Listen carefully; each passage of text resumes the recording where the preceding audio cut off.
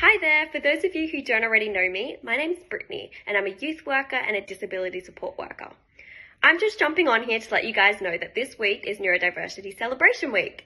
So it's a time to recognise and embrace the different ways our brain work and process the world around us. Neurodiversity is the idea that conditions like autism, ADHD, dyslexia and other neurotypical variations aren't disorders to be fixed, but rather natural differences that bring unique strengths and perspectives. For too long, society has seen neurodivergency as something that needs to be overcome, but in reality, it's a different way of thinking, feeling, and experiencing life.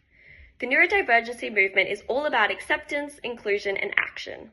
It's about ensuring that education, workplaces, and communities support and celebrate neurodivergent individuals for who they are, rather than trying to fit them into a neurotypical mold, or try to change them.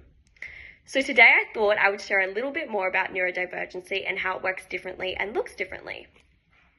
So individuals with autism and ADHD tend to process words and categorize them a little bit differently. It can be harder for them to focus on one thing at a time, and sometimes their brain jumps between thoughts really fast. People with autism can experience sensory overwhelmingness, such as certain sounds and textures can be a little bit overwhelming for them. Socially, it can sometimes be hard for them to understand unspoken rules, like when to make eye contact or how to keep a conversation going. Autism actually affects 1 in 70 Aussies, and every person with autism experiences it differently, hence why it's called an autism spectrum. ADHD actually affects 1 in 20 people, and it's not just about being hyper, it also affects attention, impulse control, and emotional regulation. Neurodivergent individuals are actually more prone to mental health struggles. So in fact, 70% of individuals with ASD, autism spectrum disorder, experience a mental health condition such as anxiety or depression.